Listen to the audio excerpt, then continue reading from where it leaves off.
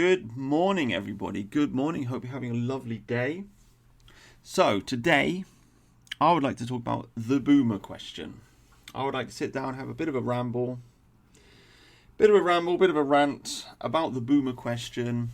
Why? Well, it's been a long time coming. I've been meaning to talk about this for ages. And the question came up in the stream I did last Sunday. And why did the question come up? I think we were reacting to the Nick Fuentes Piers Morgan interview. Obviously, this is a classic Clash of the Titans sort of thing, like the stupid old boomer as represented by Piers Morgan, the guy who thinks when Tucker Carlson asks him, what benefit has diversity brought to England, his answer is curry, okay, diverse food. Unironically, he thinks that this is a legitimate answer, even though, of course, this has been an internet joke for a long, long time. But he's completely unaware and completely out of touch. And this guy then goes on to have a conversation with Nick Fuentes, and Fuentes, he calls Fuentes a racist, and Fuentes is just like, yeah, I'm a racist. Yeah. And he doesn't care. And he calls him a sexist, and Fuentes doesn't care. And obviously, by the way, this is the correct answer. And I've been saying this for years, by the way. The way I would explain it is that you have to avoid taking the burden of proof. And what I mean by that is that if two philosophers have a debate, usually the one that wins is the one who places the burden of proof on the other one. So, for example, if I say I believe in God, I now have the burden of proving that God exists. Whereas the skeptic doesn't have the burden of proving anything. He can just sit there and go, nah, and he just completely not accept any of the proofs that I offer to him. In a similar way, in justice, you're supposed to be innocent until proven guilty. And there's a reason for that, because it's very difficult to prove that you're innocent, because people can just dismiss all your proof. You see, the burden of proof lies with the prosecution. So what people do is they call you a racist, and if you say I'm not a racist, now you have the burden of proving that you're not a racist, and now you're on the back foot, and now you lose the argument. And this is, of course, what the boomers have done. Their entire generation has been like that, and Western civilization basically over the course of the last 80 years has just been completely demolished because people are scared of being called racist. Fundamentally, I'm not racist, or I'm not sexist, or I'm not homophobe, or I'm no. And so the left marches on and on and on and on and conquers more and more and more and more territory until now we are in the realm of, I'm not a transphobe. And now, when it comes to transgender debates, it's a question of whether men should be going into women's toilets, or it's a question of should we be giving puberty blockers to teenagers. We're not questioning the thing itself. Even people who are supposed, massive warriors against the transgender movement, even people like J.K. Rowling, they're not actually against transgenderism itself. And they will use the pronouns of the transgender people. They accept the basic principles. They're just arguing about how it's going to fit into society, I suppose. How we can... Look, transgenderism's okay. We just got to figure out the rules of how it fits in. And all of this is because people don't want to be called an ism or an is. They don't want to be called a racist, and they don't want to be called a misogynist and a sexist or an Islamophobe, etc., etc., etc. So it's very beautiful to see Nick Fuentes just say, yeah, I'm a racist. I've been saying this for years. I've been saying this for 10 years on the internet. I am a racist. It's the only way to deal with it. Because then instead of talking about, instead of being on the back foot and trying to defend yourself against this ad hominem attack, you can actually talk about the issue at hand. What are the differences between the races? Why is it that black people commit 50% of the crime, even though they're 13% of the population? Okay, and that was another beautiful thing that came out of that interview. In that Piers Morgan doesn't understand the concept of per capita, or he pretends not to. So anyway, I'm not a huge Nick Fuentes fan, by the way. I mean, the guy's all over the place. He says one thing one day, and it's something else the other day. and he fights with everybody, and it's unnecessary. But whatever the case, he's become the voice of the Zoomer generation. I think that's quite undeniable at this point. And so it's interesting to see him have this clash with this stupid old boomer who doesn't get anything, who doesn't understand anything. And so we talked about this on the stream last week, and I took the position of playing devil's advocate by defending the boomer, because everybody hates the boomer. So that's why I'm making the stream today. Why did I take this? Why am I defending the boomer against all the hatred that's been hurled against him? Well, because I worry, and I'm playing devil's advocate here, by the way, and I haven't fully fleshed out my thoughts on this subject matter. This is just me rambling. Okay, this is a stream of consciousness. I'm just sitting here looking out the window at the birds flying by and listening to the traffic, and I'm just thinking, right? But because this is how I clear my head and get these ideas out. Because a lot of the time I make these streams and I think about it afterwards, and I'm like, oh no, I get it. You see what I mean? So anyway, why am I playing devil's advocate to defend the boomer? Because it's funny, isn't it? It's funny that I've got to say that. Isn't that funny? That I've actually got to say that. I've got to give this whole preamble, like defend myself. Why am I playing devil's advocate to defend the boomer? I can't just say, I'm a bit... Why have I got to say all that? Because I know how much hatred there is on the internet. And so if anybody takes any kind of position defending the boomer, you're going to get a backlash. So you've got to make 2 or 3 or 4 or 5 sentences ahead of what you're about to say, just to say, look, guys, I hate the boomer too. Right? Which tells you there's a lot of emotional energy there and a lot of anger, which is interesting. But nonetheless, I mean, it is also true. I am convoluted in this subject matter in my heart. I also hate the boomers. My parents are boomers. My uncles and aunties are boomers, and they're awful people. Obviously I love my parents, but you know what I mean. Like, objectively speaking, it's just like, right? It's just oh my god! Like, dealing with these old people, they are incredibly selfish, and they are childish, and immature, and the boomer generation. Well, undeniably, we all know the story. They were born into great wealth, and they've squandered that wealth, and now they're sitting at the end of their lives, watching the world burn, and they're not listening to the younger generation, and they don't seem to care about the younger generation. And, when somebody like Richard Tice, I'm not even sure if he's a boomer, he might be a Gen Xer, but when somebody like Richard Tice, they ask him about demographic change in England, he says, well, I don't care, I'll be dead by then, right? And this is the kind of attitude that these people have, and I've seen them myself have this kind of attitude. I've sat at a table in the middle of COVID, went to a dinner party, somebody's birthday, sitting at a table with a bunch of boomers, and they were talking about the lockdowns and how it's going to affect, the younger generation's going to have to pay for it with their taxes. And they all just laughed and said, well, we won't have to pay for it. Ha, ha, ha. And it was a joke. And they didn't, like most jokes, they weren't necessarily saying it in a mean way. Obviously, they thought the lockdown was kind of terrible, and et cetera, et cetera. But it's also like never a true word said in jest. It's a bit like they also know that they don't have to pay for it, and the younger generation will have to pay for it. And that whole lockdown was... we shut down the country. We shut down how many small businesses and how many people's lives for what? So your boomer grandma might not catch the flu. Because everybody knows young people don't get sick.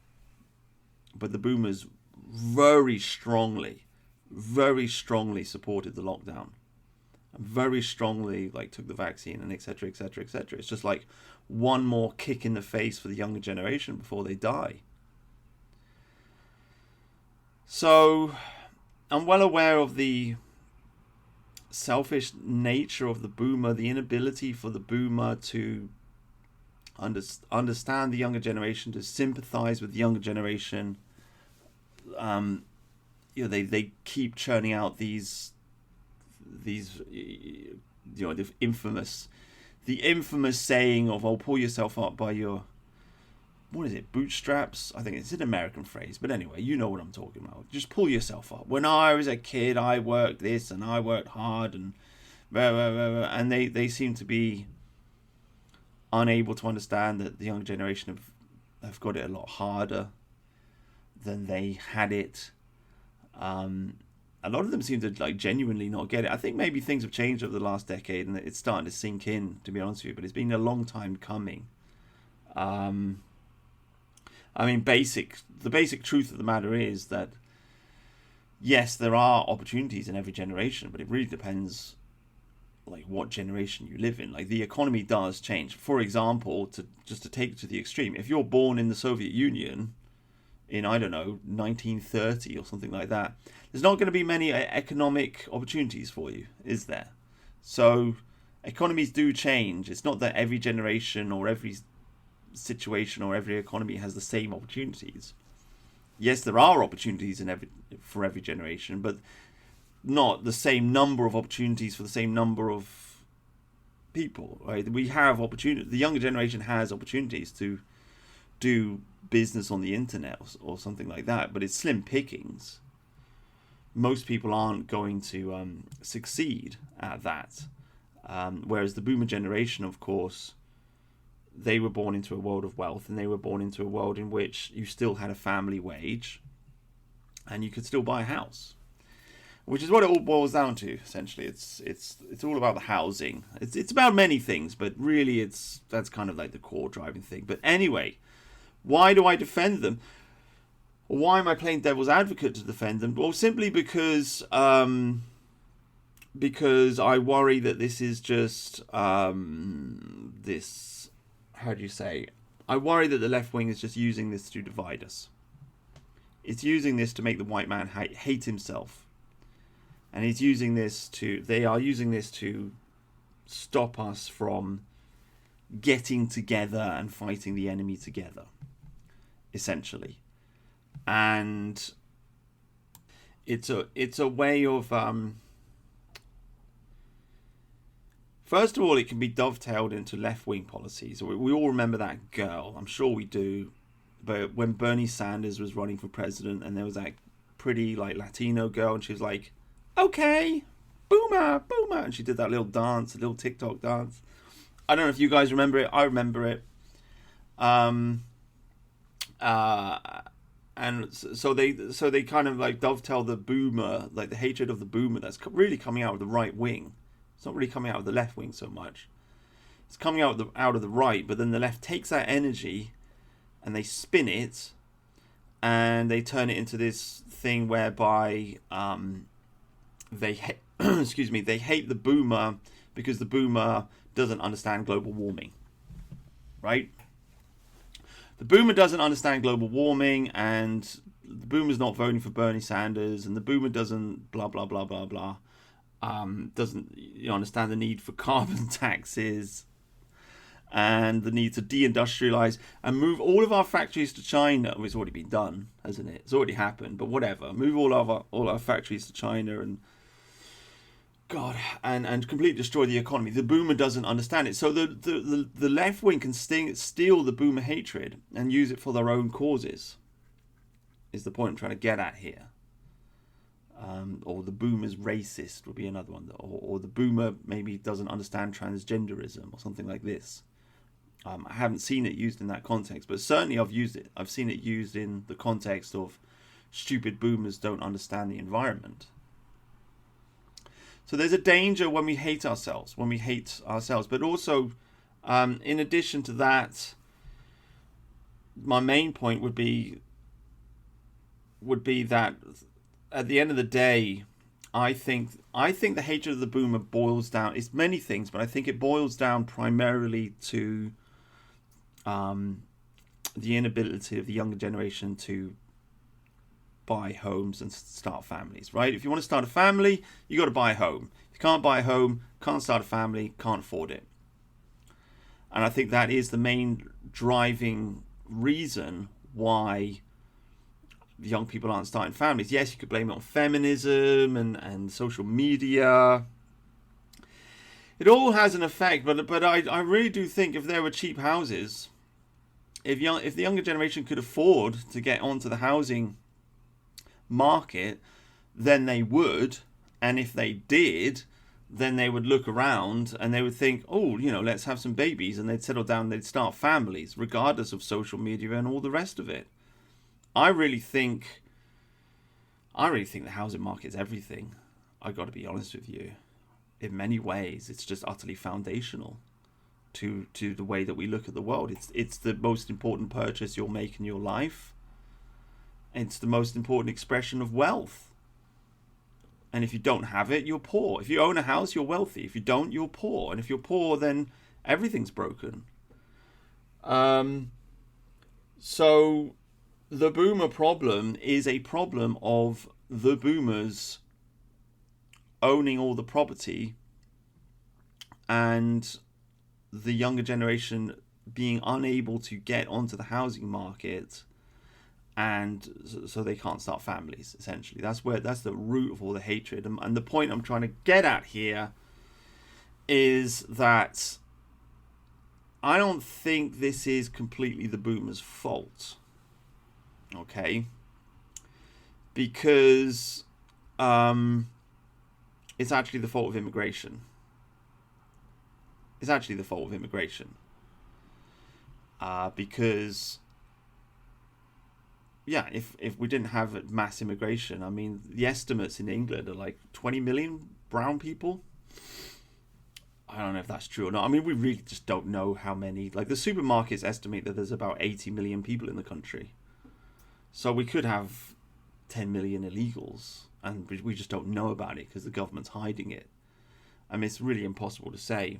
But whatever the case, there's a lot of foreigners. And if you bring a whole bunch of foreigners into the country, obviously it's going to drive up the price of housing, and it's going to drive down wages. And so it's going to make it impossible for anybody to buy a house. And that's the real driving cause of everything, of all of the problems that we're facing, really. It's mass immigration. And I don't know if we can blame that on the boomers. Well, we can. But I suppose, I sat down to make this video. I did not intend this video to be a defense of boomers, but I guess this is what it's turning into, I suppose. And I suppose again, wasn't my intention. I just opened my mouth and it's a stream of consciousness. But I guess I was playing the defense of boomers in the stream, and now I'm kind of doing it here. I mean, I guess what I'm trying to say is, like, when the boomers were given the opportunity to vote for Trump, they voted for Trump. When the boomers were given the opportunity to vote for Brexit, they voted for Brexit. It's the boomers that are supporting Nigel Farage. It's the boomers that are supporting Rupert Lowe. So, they voted against immigration when given the chance.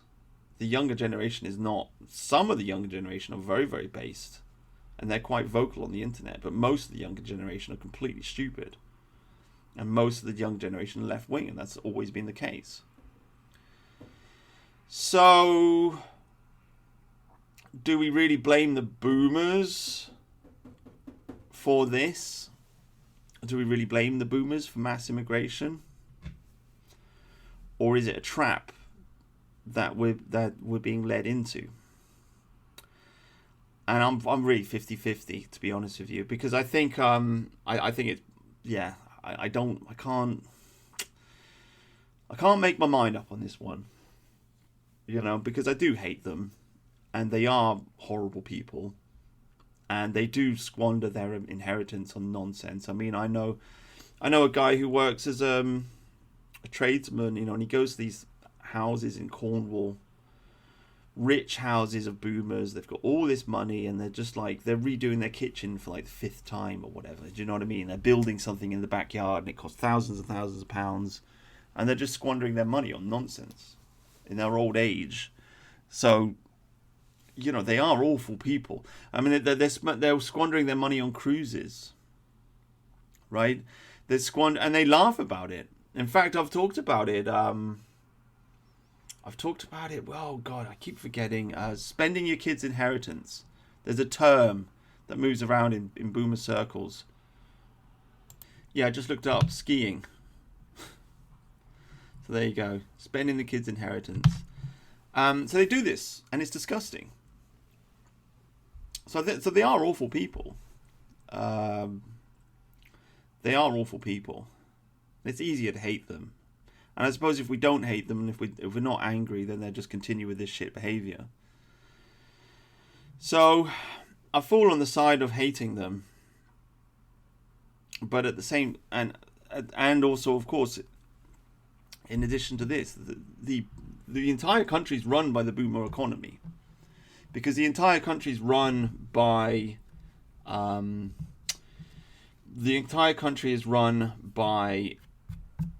the pensioners, essentially. This is the driving force of our economy. Everybody likes to blame everything on the Jews, or the Freemasons, or the Bilderberg Group, or I don't know, the left wing, or the Fabian Society, or the Muslims, or whatever. Actually, they are not the problem. The problem is the pensioners. That's the driving force of our civilization, because the pensioners vote, and every politician knows that the pensioners vote. That's why there's a thing called the triple lock. I don't even know what the triple lock is, but I think it's just something that means that pensioners are going to get their money, right? Because old people vote, and they will vote for their pension, and they will vote to create a society in which the young people work so that the pensioners can sit around and do nothing. And this is one of the key flaws of liberalism, I suppose. And of course, I'm putting myself out there as a defender of liberalism, because I'm in a long argument with, well, Sargon's not arguing back, so it's not really an argument with Sargon. It's just me screaming into the void. But I'm really upset to see just everybody turning against liberalism, because liberalism is the philosophy of the English. It's our political system, and it's a rejection of absolute monarchy. And so if you turn against liberalism, where are you going to go? Well, you're going to go back to an absolute monarchy. I don't want to live in an absolute monarchy. So I'd rather fix liberalism than throw it away altogether. And it just annoys me when somebody like Sargon makes an hour-long video talking about his fall from liberalism.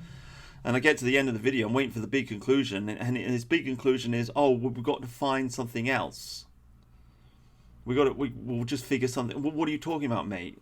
Like, you want me to give up on the political system on which our country is founded, but you don't have an alternative? That's just nonsense. So, anyway, for this reason, I'm defending liberalism. I think we need an ethno-liberalism, right? But nonetheless, there is one major danger in liberalism, and that is the problem of the welfare state, and the problem of people who are just sitting on benefits and voting for more benefits, which leads to a creep into socialism. And people like to blame this on unemployed people. Obviously, there are a lot of very lazy unemployed people sitting around the place doing nothing. Haven't worked a day in my life. These kinds of people. I see. There's a guy that walks around my town, and I was unemployed. Well, I've been unemployed a few times. I've been in the job centre, and every time I go in the job centre, he's always there. It's just some flipping badly dressed old dude who kind of like, he spends his whole life just walking around town, drinking cups of coffee and talking to people, right? And that's his life. And he goes to the job centre. He's like, oh, I've got mental health problems. And so they just put him on the list. I think they just give up, didn't it? At the job centre, they just give up eventually. They give up and they're like, yeah, this guy's never going to work. We'll just give him his money, so he'll go away and leave us alone. So there's a lot of people like that out there. And there's obviously a lot of foreigners sitting on benefits and et cetera, et cetera. But who's the biggest benefit class in the country? It's the pensioners, right? People don't want to say it because I guess they don't want to be mean to old people. And also because I guess it's like a dream. I think the boomers are just living in a dream world. Like the dream of retirement. The retirement dream. They got sold this dream a long time ago, and they believe in it. and they've spent their whole lives looking forward to it. And yeah, they spend their whole lives working, and thinking, one day I'll retire. And then they get the retirement, and now they're living the retirement, and they think they're justified to live this retirement. They think they deserve it, and they're willing to let the younger generation work for them so they can sit around and do nothing. And they think that's morally right, and they think that's okay. And I think perhaps one of the reasons people are really starting to hate the boomers now is because the younger generations realise they're never getting a retirement. I don't think I'm going to get a retirement. I mean, if I do, maybe the government will give me a little bit of money. I mean, I'm not going to get a cozy retirement. So it's like, why is the young generations realizing, like, why we got to pay into a system that we're not going to receive the benefit for? You know, we're not going to get anything out of this. So essentially, what I'm saying is there's a trap. There's a trap. It's the pension trap, and it's a fault within liberalism. It's a problem within any kind of democracy. That you start with a little bit of welfare, and then it grows and it grows and it grows, and then you have a welfare state, and a welfare nation, and a system in which old people do nothing, and the young people have to work to support the old people. And even worse than that, it becomes a negative spiral, because the old people, they've turned the youth into slaves that work for them. Right? The youth have got to work, so they pay taxes. So the pensioners can sit in their asses doing nothing. Okay, but then the problem is that then the young people can't afford to buy houses, so they can't afford to have children, so they're not making babies, so they're not growing the workforce. So the workforce is shrinking, whilst the number of pensioners is increasing. So then what the government says is, well, we've got to bring foreigners in to work. And this is, I know this is something that people joke about on the internet, but boomers do think like this. They do think like this. Some of them, not all of them. As I say, some of them vote for Rupert Lowe and UKIP and Farage, and they want to do something about it. And they're trapped in the systems too. And at the end of the day, the elites are always to blame, I suppose. We can hate the boomers, but at the end of the day, the elites are to blame for everything. So let's just always remember that. That's the one conclusion I'll get out of this video, in my poor defense. There's a tidal wave of hatred towards the boomers. At the end of the day, the elites are to blame, okay, for everything. Ordinary people are just ordinary people. We're all stuck in this mess together. But nonetheless, some boomers, yeah, I mean, like, they'll go along with this. This is the kind of thing they read on their newspapers, and they see it on the BBC or whatever. We've got to get foreigners in to pay for the pensions. And the pensioners just say, yeah. So it's a massive driving force for immigration. Boomer pensioners are driving mass immigration, which then crushes the children even more. So it's a death spiral that we're in. And then you appeal to the boomers and you say, Boomer, please, you're filling the country up with Muslims and they're raping schoolgirls. And I just saw on the news just yesterday, a 9-year-old stabbed to death in the West Country. 9 years old. A 9-year-old girl by a quote-unquote teenager. I was expecting to see a riot today. It hasn't happened. I mean, maybe by the end of the week. But they're not releasing the identity of the killer. And maybe they never will. Because it would cause a riot. A 9-year-old girl just walked in the street, stabbed to death. I can't get it out of my head, to be honest with you. Like, I'm quite immune to all this stuff. I'm quite desensitized. When the dog walker got stabbed by the Afghani, like, I don't know, man. Like, I didn't get upset. The whole internet was just raging. For me, it was just like, you know, it's always raining today. You know, it's just the weather, right? I mean, I don't know. Like, I've been on the internet 10 years watching bad stories like this. Like, I'm desensitized to it. I'm sorry, but that story, like yesterday, a 9-year-old girl Like, I just, it makes me start to think all kinds of crazy things. Okay, crazy things that I can't talk about on the internet. But anyway, what are we talking about? Yeah, so you go to the boomers and you say, "Dear boomer, look what's happened to the country." And then, like Richard Tice, they'll say, "Well, I'll be dead soon, so it doesn't matter." Okay? So, yeah, the boomers are awful people. They're awful people. They really are awful people. And they deserve to be hated. But the only caveat, I mean, I suppose, okay, let's think about this. The caveat is that at the end of the day, it's the elites. They're the blame.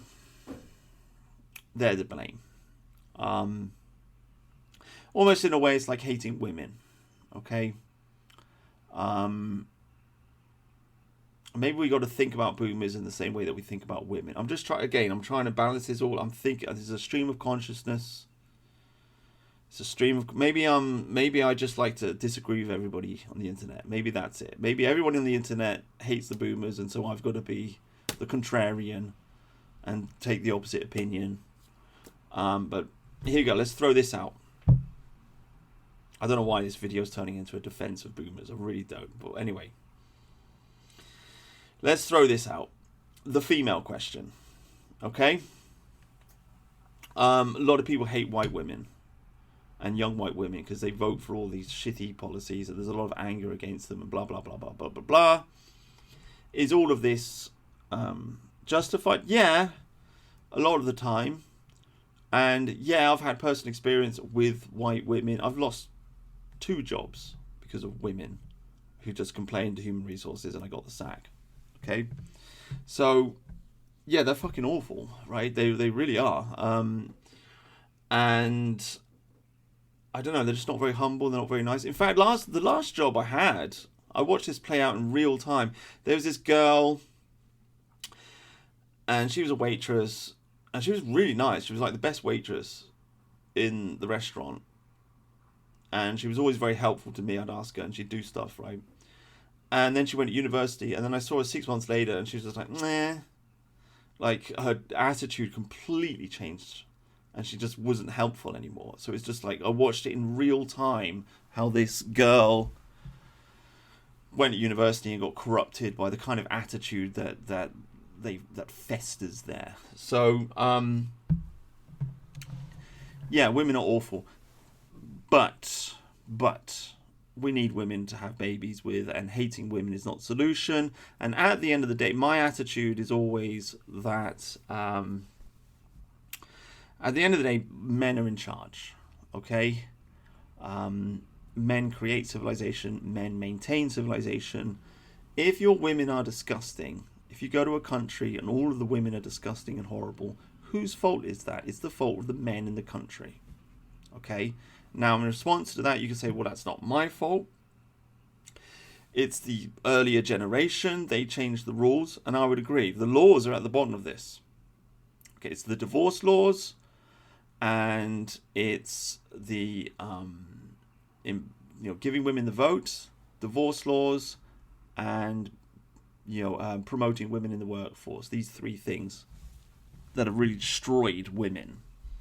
And these are legal things, so to speak, or at least promoting women in the workforce isn't really a legal thing. Well, arguably it is, actually. Depends, but the idea is there are rules that have created this situation, and if you change the rules, then the situation will change, right? Which is why the manosphere is retarded, or many people in the manosphere are retarded, because they don't want to change the rules. Like Rollo Tomassi, he puts himself forward as the godfather of the manosphere. And yet he's quite explicitly said that he's not interested in the men's rights movement. So he doesn't want to change the divorce laws. And it's like, well, the reason women are shit these days is because of these legal changes. That's created this situation. So if you don't want to change that, then you don't actually want to solve the problem. All Rollo Tomassi wants to do is teach you how to bang lots of girls. Essentially, he wants to teach you how to be a playboy. which is why I say the manosphere is like a Playboy defense team. They want to teach you how to be like Andrew Tate and enjoy the decline. Captain Capitalism says, enjoy the decline. Okay, he's another big manosphere character. So a lot of these people are nihilistic. They don't want to solve. They see the problems in civilization, in our civilization, but they don't want to solve them. They just want to enjoy, which I think is awful. The real driving force for the men should be the men's rights movement to change the laws and then fix society. But anyway, the point I'm making is, you can say, well, the laws were changed a long time ago. It's not my fault. I'm not the one that gave women the vote. I was born into this shit. Okay, but you can't have it both ways. You can't like be proud of being white and be proud of being you're part of Western civilization and be proud of all the achievements of your civilization, and also not acknowledge that the men of England have totally failed and created the mess that we're in. We can't blame it on anybody else. It's our fault. Right? And if we don't accept responsibility for it, then we're making ourselves the victims. You see, oh, I'm a victim. Oh, and that's not the good mentality to have. You have to acknowledge your own mistakes, and only by acknowledging your own mistakes and your own stupidity can you overcome your mistakes and your stupidity, and can you make yourself stronger and dig yourself out of whatever hole it is that you are in. So I think so when it comes to the female problem, it's yes, we, the men of England, we, the men of Western civilization, have totally failed, and we've created this problem for ourselves. It's not really the women's fault, because men are supposed to lead civilization, and if men aren't doing it, then whose fault is that? Is that the women's fault? Women are like children. Put it this way: if you see a badly behaved child, is it the child's fault or is it the parent's fault? Usually it's the parent's fault. In a similar way, you see a badly behaved woman, is it the woman's fault or is it the men's fault? It's the men's fault. Right? You can blame it on her father, her husband, her brother, blah, blah, blah, whatever. But the men of civilization have created these badly behaved women. So when approaching the female, you shouldn't be blind to it. You should realize, like, you should see the fault. In the same way, when you see a misbehaved child, you shouldn't be blind. You shouldn't think, oh, it's a child, just leave it alone. No, it needs discipline. You shouldn't be blind to the fault, but you should also realize that it's just a child. Okay, the real fault lies elsewhere. So when you're dealing with the female question, you should see the fault, but realize at the end of the day that the blame lies with the men. So in this way, I don't think it's correct to hate women. I think we should see how stupid they are, but at the same time, just kind of shrug your shoulders and say, meh, But then again, in addition to that, some are worse than others, right? When I say you can't blame the child, what I mean is the majority of the blame should go on the parents. Some of the blame goes on the child, because they do have free will, and they can choose to be good or bad, and you can have good parents with bad children. If the kid is just bad, so the parent doesn't have 100% control over their children. So you got to get a balance there. But the majority of the blame lies with the parents, and following this way of thinking through, you can see the majority of the blame lies with the elites and who run society, because they're the ones in power. They are the parents of our civilization. So when you get angry about anything that's going on, don't blame it on the women, don't blame it on the boomers, blame it on the elites. But that being said, some of the blame lies on the people, because we do have power. There is some power, and there is a social contract, and the elites are afraid of us. We do outnumber them, and they spend billions trying to manufacture public opinion. So public opinion does matter. It's silly to imagine that it doesn't. So some of the blame lies with us, but the majority of the blame lies with the elites. Just see where I'm going with this. So when it comes to the boomer question, again, the majority of the blame lies with the elites. I guess the question is, can we treat old people in the way that we treat women? Can we put them in the same category of women? And I don't know if that's true. I really don't. Because there are a lot of old boomer men. And they're also just completely shit. Right? The boomer women, they're just women. So forget that. Let's just push that to one side. Right? Stop lumping the boomer men and the boomer women together. Let's just think about old boomer men. Whose fault is it that they think the thoughts that they do? I mean, they are old men. And they've had an entire lifetime of experience to figure things out. And now they're at the end of their lives. And how are they behaving? Right? Not very well. Because the fact that, I mean, I don't know. Like, the fact is, if the boomers wanted to stop immigration, they'd stop immigration tomorrow. Well, not tomorrow, but you know what I mean. Like, the boomers could have come out and voted for Nigel Farage. The boomer vote matters. They could have come out and voted for Nigel Farage en masse. They could have put him in government. And Nigel Farage is rubbish, but nonetheless it would be better than Labour, and it would be a change and a point in the right direction. I mean, could you imagine if Reform had won in a landslide? We wouldn't just have one Rupert Lowe in Parliament. We'd have like 10 or 20 or maybe 100 of them. I mean, a lot of the candidates might have been rubbish, but a lot of them would have been pretty good. And things would be changing a lot now. And the boomers control the vote. So who do you want to blame? So I'll just hit the table. That's annoying, isn't it? So who do you want to blame? If the boomer controls the vote, who do you want to blame? I mean, I've spent a lot of time... Again, this is a stream of consciousness. I'm just figuring this stuff out in my head. I've spent a lot of time blaming the North on the destruction of our civilization. Why? Because when it comes to election, generally speaking, the rhetoric it becomes a question of who you're going to vote for, Tory or Labour. But the real question is, what part of the country do you live in? If you live in the South, the smart thing to do is vote for the Tory party. Because the Tories run the South, Labour runs the North. If you live in the North, the smart thing to do is vote for anything but Labour, really, just to destroy the Labour Party. This is why the whole zero seats meme was completely stupid. The real intelligent take would be vote Tory in the South, encourage the North to vote for Reform, and then we could destroy the Labour Party. That would have been, and I said this at the time, said it many times. Does anybody listen to me? No.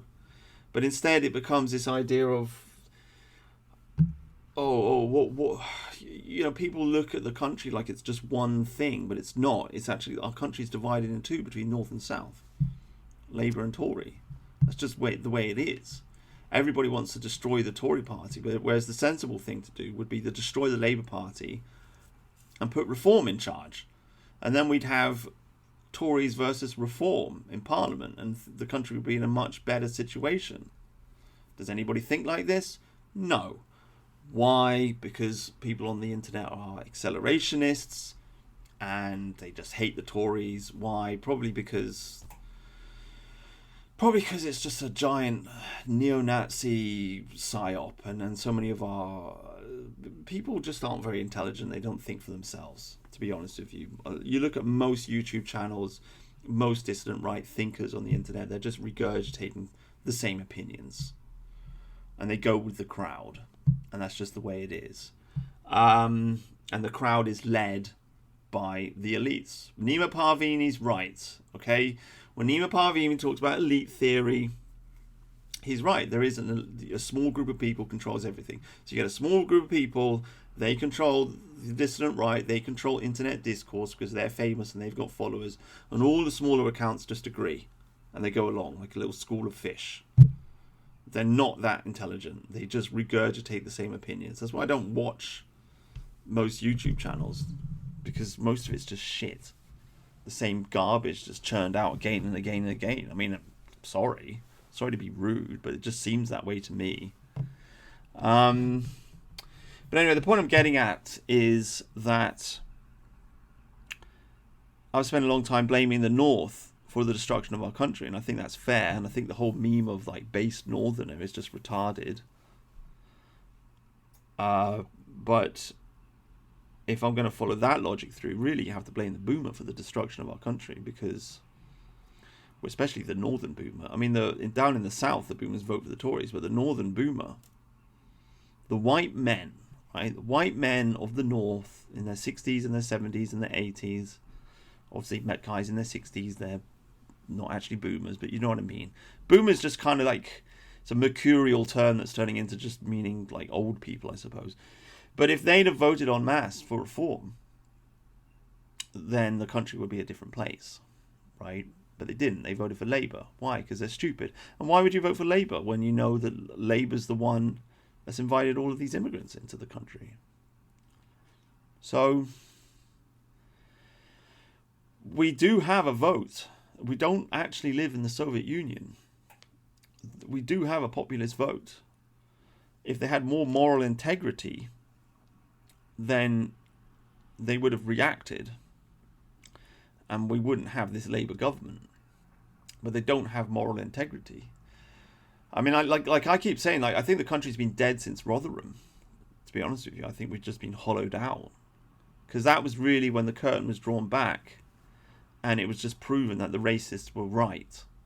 That guy, you remember the ray guns, Muslim ray guns, so everybody made fun of him for a decade. Stupid BNP, Tommy Robinson supporter, drinking on the streets. Of whatever Muslim ray guns, oh, ray guns, it's so funny. Well, it's not so funny now, is it? Right? That guy was actually a legend. He was a patriot. So the curtains, I mean, this is my take. Like, the curtains drawn back in Rotherham, Muslims are grooming schoolgirls. It's not hidden anymore. And at that point, everything should have transformed. I think this is one reason culture has been dead in this country for the last decade. How can you make great cinema? How can you write a book? How can you write a song if you're not singing about young white girls being raped by Pakistanis? Like, there's nothing. Like, the joke's over. You can't have this Liam Gallagher swagger singing about being a rock star whilst young white girls are being raped by Muslims, right?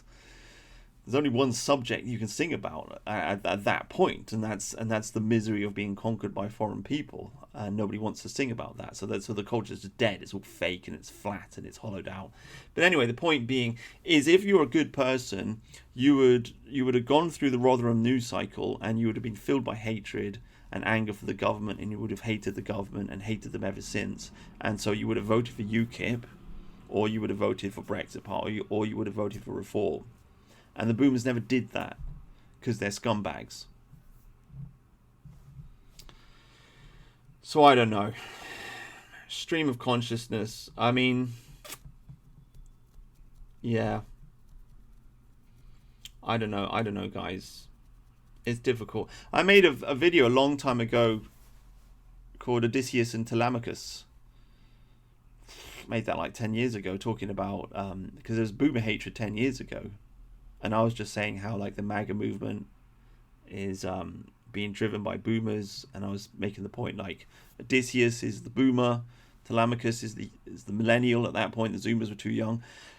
Is the younger generation, and they work together to throw the foreigners out of Odysseus's house, right? I thought that was a nice analogy, So, I don't know. I hate the boomers, but we need the boomer votes. There's a conclusion for you. Like, we can hate the boomers, but we hate them tactically. We have to appeal to old boomer men, and we have to get them on our side, I suppose. So that's, and if we just really, really hate them, then they're going to be like, oh, the younger generation hates us, and they're going to withdraw. Because we need the boomer vote, because the whole country's run on the boomer vote. So I guess that's the real conclusion of this video, I suppose. Put the boomer women to one side, because they're just stupid women. Concentrate on the old boomer men, and remember that we need their vote. So we can hate them, But if we hate them too much, we'll lose their vote or we'll lose their support. And what we should really do is work with them, despite the fact that we hate them.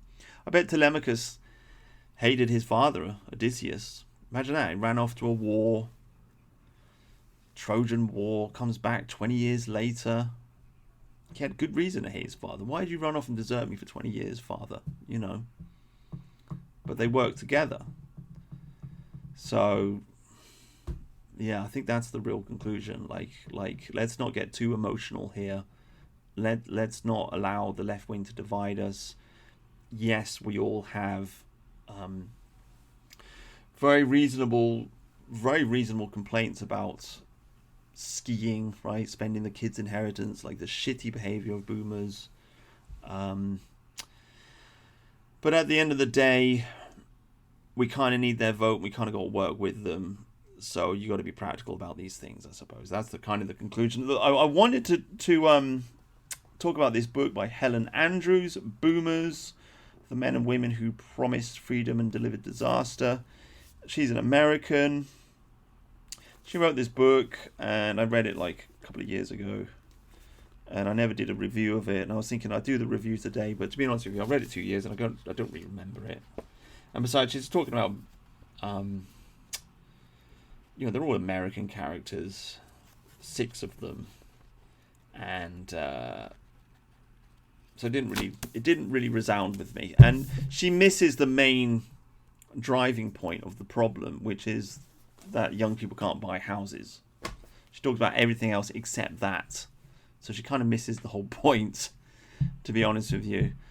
But it's an entertaining book. You can read that if you want. I just thought I'd give it a mention because I sat down this morning with the intention of making this video about that, and then realized actually no, that's a terrible idea, because I read the book 2 years ago and it didn't really strike me 2 years ago. But yeah, guys, so that's the clash. It's essentially the clash with the boomer is the age-old clash of capital versus labor.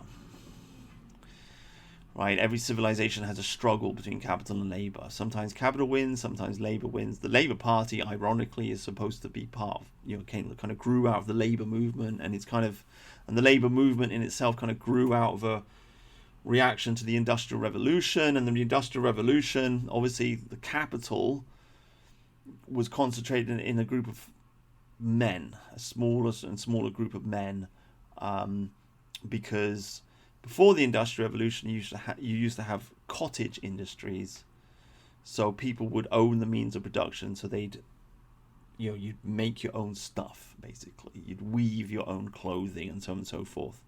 The Luddite Revolution, where they smashed the mechanized weavers, was a reaction to that. It's like you're taking away our means of production. You've created these mechanized means of production and you've put us out of business, and now you've turned us into slaves. Now we have to work in a factory for 10 hours for a wage. 10 hours a day for a wage. And we don't own the means. You've driven us into poverty, right? And of course, while all of that is going on, you've got a bunch of rich aristocrats who are pushing forward enclosure, taking away the common land from the people and shoveling the people off into the factories. So it's like a double whammy, shoveling people off into the cities. So the labor movement grew out of that to pass laws to protect labor. And the Labour government grew out of the Labour movement. And yet the Labour government now, of course, just hates the white working classes. They hate the working classes in general. The Labour government is an elitist party that just wants to drive you into slavery. They just don't understand it. Because, I don't know what they believe in, to be honest with you. I think they're just awful people. Awful, dishonest people. But what was the point of making it? In every civilization there's a clash between labour and capital. It's always better if labour wins. It's always better basically, in my opinion, if you want a good functional civilization, what you want is a family wage. Okay? You want to be able to make, and that means a man should make enough to support his wife and his children, so his wife doesn't need to work. And a man should make enough so he can buy a house. That's kind of what it all boils down to.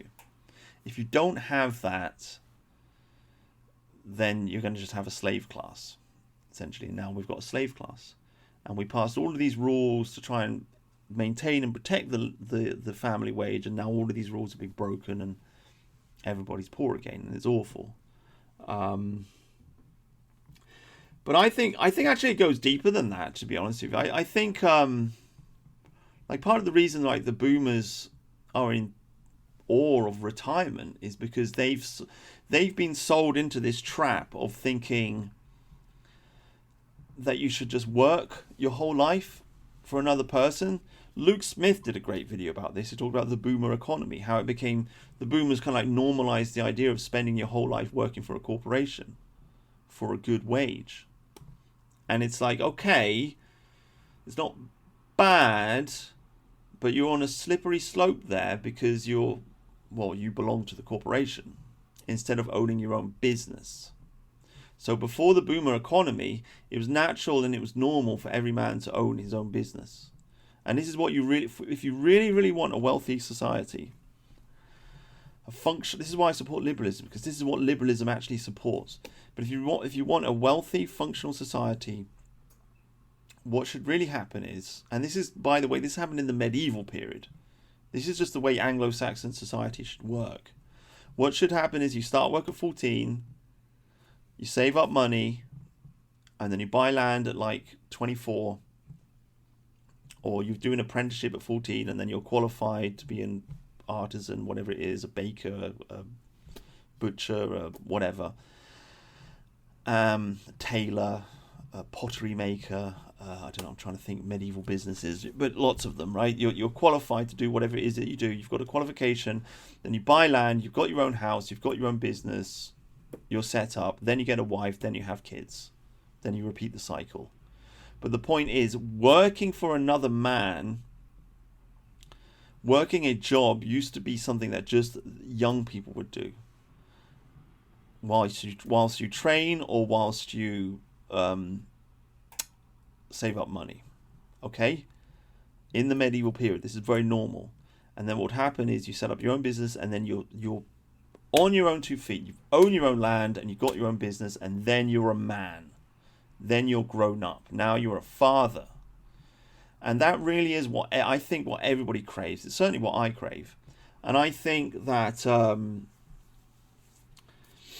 if you spend your whole life working for another man in a corporate job like the boomers did, then you never really grow up. Okay? And instead of the boomers, because the dream is you're a young man, you go and you work for someone else, and you have a power inside, you have a fire inside you that you've got an ambition inside you want to break free, you want to set up your own thing and do your own thing, so you don't have to take orders from anybody else anymore. Because it's the number one problem at work is the boss. It's always the boss. Nobody likes to work for somebody else. It sucks. Okay?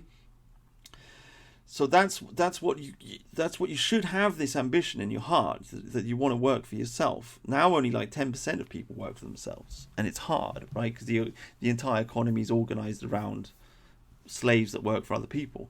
But that should be the natural course of things. And the natural conclusion is, like I say, in your 20s, you buy your own house and you work for yourself and you're set up. The boomers never did that. So instead of their natural ambition to like break free from the work cycle becomes a dream of retirement. That's the point I'm getting at. Instead of dreaming of, I'm going to stop working for this corporation and I'm going to set up my own business, they dream of, I'm going to retire at 65. And that's what they've done. And so and now their retirement is their fun time. But of course it's stupid, because you can't enjoy when you're old, because you're too old, you're wrinkly and your tits are sagging and you can't get an erection. So like, you're supposed to enjoy life when you're young, in your 20s. That's, but they've been sold this myth of the retirement. The retirement is like heaven for them.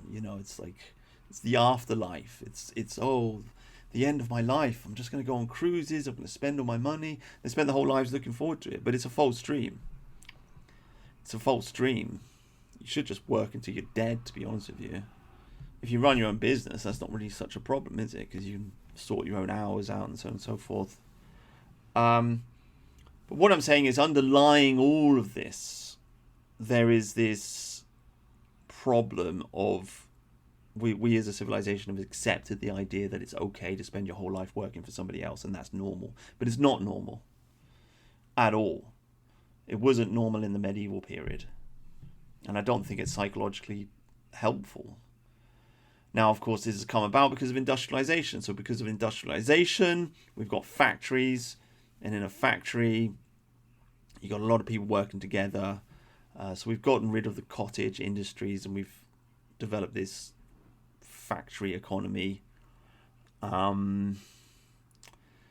So I don't know. Yeah, I don't know how to. I don't. Well, I mean, this is a whole. Like, I can't open that. Watch my video on Ted Kaczynski. Oh, you can't because YouTube deleted it, right? But what a revolutionary thinker. What a genius of a man. We are caught in a technology trap, that's for sure. Maybe we should have a civilization in which only young people work in factories, and you work in a factory for a few years until you can break free and set your own thing up. I don't know. I mean, many different solutions, but whatever. We have.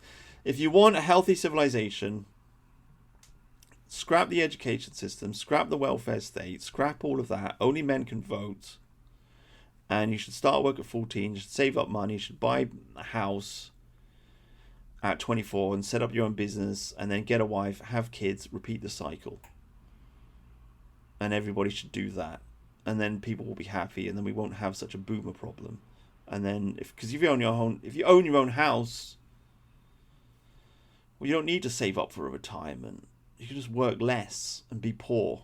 And at the end of the day, retirement should be. I don't really even think you should have a retirement. I think you should just work less, and maybe help. Your children can help to support you. But at the end of the day, like, you get old, you should be contemplating God. That's what you should be doing, and you should be thinking about. You should be using all your life wisdom and your life experience to help the younger generation. That's what the boomers should be doing, but they're not, because they've been sold this selfish dream of retirement, and they think retirement is meant for enjoyment, but it's not. So they're just like teenagers. They're acting like teenagers at the age of 60, 70, or 80. They lack the gravitas. Old men that are wasting money on OnlyFans. 500 million a year, by the way, in this country on OnlyFans. People are blaming it on incels. I don't know if it's incels. I think a lot of it's people's dads. I mean, you look at some of these OnlyFans, they've said this quite openly. The girls themselves have said it, that their dad's friends are subscribing to their OnlyFans. I mean, it's weird. So, a lot of dirty old men spending money on pornography. A lot of dirty old men like that. Like, I don't know. Anyway, that's 1 hour of me talking about the boomers. The central question wasn't meant to be a defense of boomers, but the conclusion is, having talked it all through, the boomer vote controls the country, and yes, they deserve to be vilified for their stupidity, but we need their vote. So we can hate them, but we need their votes. Don't forget that. So there you go. Thank you very much for listening, and God bless, and I hope you have a lovely day.